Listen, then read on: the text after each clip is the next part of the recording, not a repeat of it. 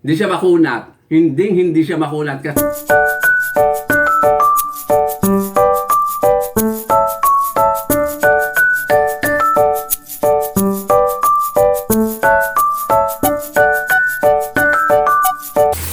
mga friendship, galing uli ako sa palengke pero hindi ngayon linggo.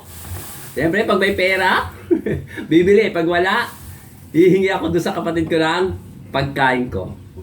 Ito, bumili ako ng ulamin ko ngayong tanghali, tsaka hanggang mamayang hapon. Ito, mga friendship, bumili ako ng tahong. Mura lang, kaya bumili ako. Tawag dito, 40 pesos isang kilo, binili ko 15 pesos. Kaya lang, hindi siya tahong. Alam niyo kung bakit? Maliliit kasi siya, kaya ang tawag dito, tahing. Ayan o, maliliit lang siya. Pero ako lang naman ang kakain, ako lang naman mag-uulam. 15 pesos lang ito. 10 sana, kaya lang sabi ko, dagdagan mo na, gawin mo ng 15 pesos, sabi ko doon sa nagtitinda. At bumili uli ako ng sili, isang tambak na sili. 40 pesos na isang kilo. Ang bili ko dito, sa sobrang dami, 5 piso. Diba? Ano gagawin ko dito? Baka idadagdag ko dito sa burong siling green. Para pag may kumakain, mayroong pala sa pampagana ng pagkain. Diba mga friendship? Kaysa sa labuyo, dahil hindi ko kayang labuyo. Yan. May malansa. Sinlas ako. At bumili uli ako ng maliliit na mangga uli. Ang bili ko dito, ayan, papakita ko na nga dito sa inyo, sa lapag. 10 pesos. So, di ba? Noong isang araw, ang bili ko 40, ay 50 isang kilo. Kanina, 40 pesos na lang. Ito, 1/4. Sumubra pa daw to. Dagdag na iba. Ito, yung mga manggang maliliit. 10 pesos. At saka ito, repolyo, 50 pesos sa kilo. Sabi ko yung pinakamaliit. Ito na yung pinakamaliit, 15 pesos. O, di ba mga friendship, kamura. O sige ba, maya na mga friendship. At ihanda ko na kung ano yung lulutuin ko. Itong lulutuin ko nga pala, tahing. Kaya tinawag tahing, maliit. At eto pala, may pahabol pa pala. Dahil natuwa ako, sa bangketa ko bumili ako ng bag sa ukay-ukay. Ito maliit na bag. Magkano? Kung alam nyo kung magkano ito mga friendship? 10 pesos. So, di ba? Kamura, kaya binili ko. Para pagka pumunta kami sa Baguio, pwedeng lagyan ng kung anong gamit, baon. Kunyari, magbabayo kami ng kanin, ulam, dito ko ilalagay. Di ba mga friendship? Di ba cute siya mga friendship? 10 pesos lang naman. Okay na? Mag-umpisa na ako magluto mga friendship. Ito, magigisa na ako. Ito, yung bawang at saka yung luya, ginger. Pinagsabay ko na ang ginger at saka garlic. Para sabay-sabay na mga friendship. Mamaya na yung sibuyas. Ayan, gagawin mo natin golden brown, hindi silver brown. Golden brown, hindi silver. Ang bawang. Sunod na natin ang onion. Next is onion. Yan, ganyan na. Simple lang. Gisa-gisa muna. O, diba? Ang ganda ng tsura, mga friendship. Siyempre, bago muna ituloy ito, mga friendship, shoutout nga pala kay Ma'am Juby, tsaka kay Sir Glenn, at siyempre sa mga anak niya. Oo, sa kapatid niya, sa mama niya, sa apo niya, at saka sa tita niya, tsaka sa mga kapatid niya, mga friendship. Ganon din kay Ma'am Ethel, tsaka Sir Ruben, at saka sa pamilya niya, tsaka sa mga anak niya. At siyempre, hindi rin ba yan? Para akong galit. Para akong tirang plaka. At ang mga vloggers na taga-ibang bansa na laging nanonood sa akin, na alam nyo na kung sino-sino kayo. Hindi rin na magpapahuli ang mga vlogger dito sa Pilipinas na laging nanonood sa akin. Maraming salamat sa inyong lahat at sa kaibigan ko si Jess de la Cruz. O diba mga friendship? Ang ganda na ng itsura mga friendship. Gisa-gisa lang yan mga friendship. At saka ngayon, dahil mahal pa rin ang kamatis, ilalagay na natin ang sauce ng kamatis. Ito mga friendship, tomato sauce. Mahal pa ang kamatis, mga friendship. Kaya ito lang muna ilalagay natin. Ay, ilalagay ko pala. Ako lang pala. Hindi kayo kasama. O, diba? May ibang ano. Imbis sa kamatis, tomato lang siya, mga friendship. Ayan. Gisa-gisa lang ng konting ganyan. Diba? Ganda ng kulay. Yan palang ulam na. At saka lagyan na natin ng sabaw. Betchin. Iodized salt. Ito pa yung hugas bigas. O, di ba ang dami? Parang kala mo daming kakain. Ako lang mag-isa. Mga fresh ship. Hindi ko alam kung pupunta si Impalada Boy, si EJ. Takpan! Eto, kumukulo-kulo na siya, mga fresh ship. Lalagay na natin ang isang tambak na cabbage, repolyo. Dami, o, di ba? Mahilig kasi ako sa gulay, mga fresh ship. Ito muna natin, unahin muna natin, mga fresh ship. Hindi po, hindi po apretadang repolyo, mga fresh ship. Basta titignan nyo na lang kung ano gagawin ko, mga fresh ship. Puro friendship, hindi, hindi, tawag dito, best friendship. O, di ba, mga friendship, puro friendship. Ang dami, Akala mo maraming kakain, ako lang mag-isa.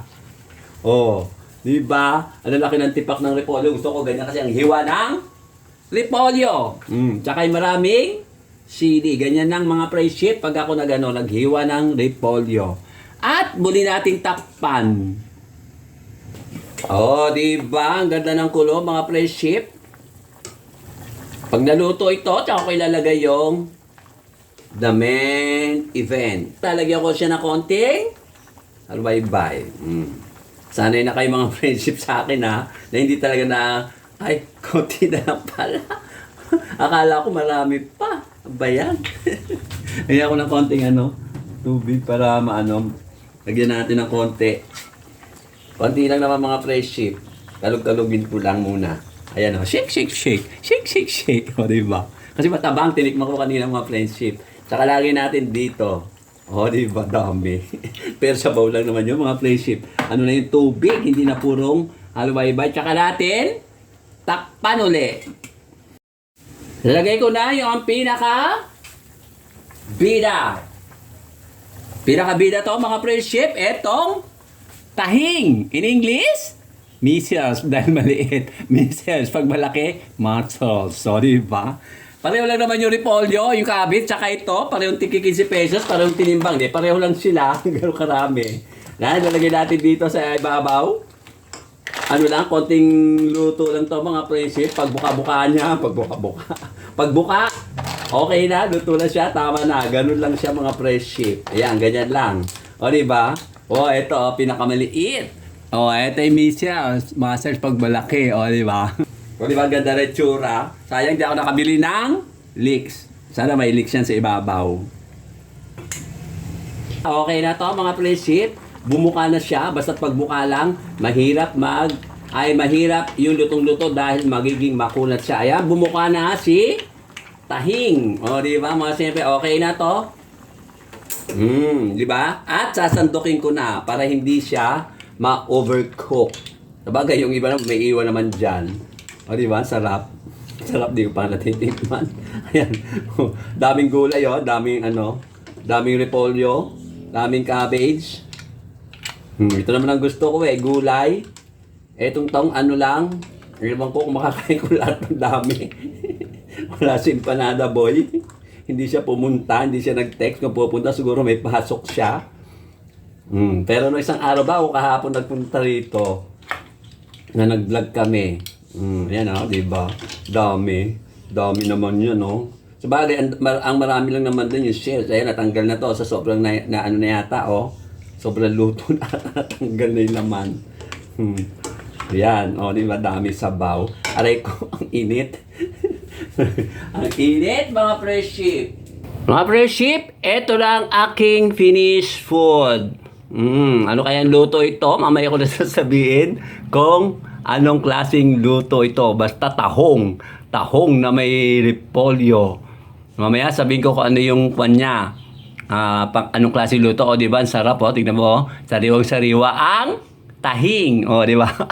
Nakasilip yung ano, yung mga laman ng kulay orange. Halata talaga siyang fresh. Yung mga friendship, kakain na ako. Ito yung aking ulam. Sabi natin yan. Ito yung aking ulam. Isang katerbang, tahong at saka cabbage. Ito yung tinatawag na tinolang repolyo at tahong. O, diba? Hindi na sahog yung repolyo, kundi tinolang, repolyo at tahong. Pareho sila ngayon tinola. Ano ba, mga friendship? At ito yung aking kung pala bago.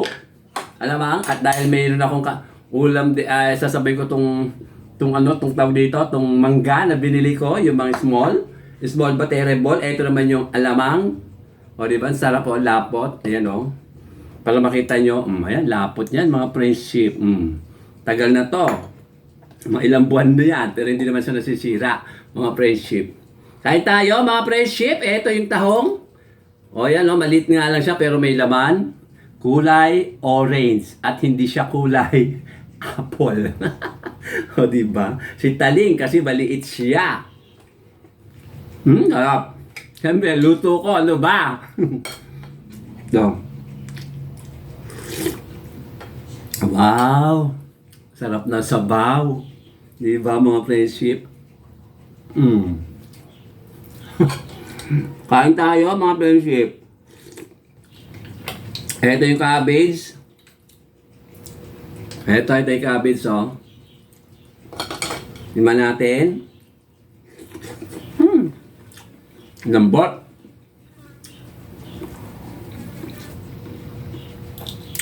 May mga nagtataka, bakit daw palagi isda at gulay na niluluto ko? Sabi ng mga friendship ko, majokla. Ayaw yung mga jokla, mapagtanong. Chat ako, iti-text ako, tatawagan ako.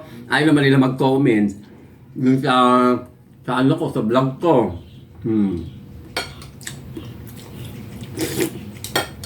Wala na daw ba akong pwedeng iluto, kundi isda at saka puro gulay. Siyempre, yun lang kaya kong bilhin. Bibili ako ng karne tsaka manok, di ko rin makakain. Di ba sana kung dito si Empanada Boy o kaya si Tambo. Si Tambo nawawala. At itong sili, tikman natin ang sili.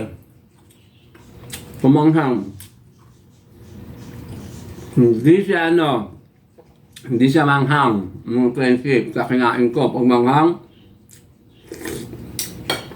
no way.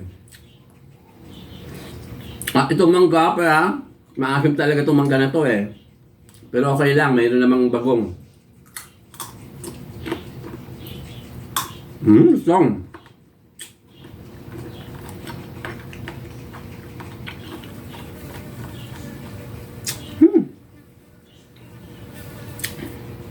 Iba, oh, sariwa ang tahong, oh, kahit na maliit siya. Ay, tahing pala. Tahing. Laman ng pagkakaluto, hindi siya lutong-luto, half cook. Ang sabaw.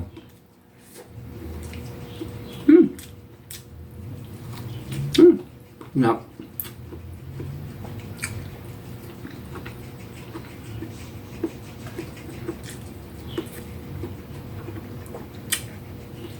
Ito ba tinatawag na mukbang?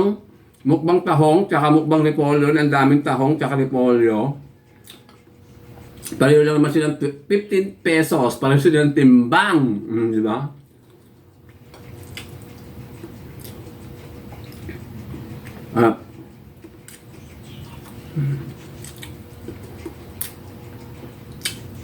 At ang tahong, tahing, hindi siya makunat. Hindi siya makunat kasi hindi siya luto masyado. Ano ba?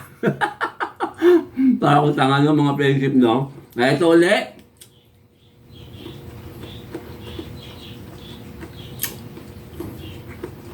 O sige na, babay na mga friendship. Pinakita ko lang kung paano kainin to. Isang tambak na tahong, tsaka isang tambak na cabbage.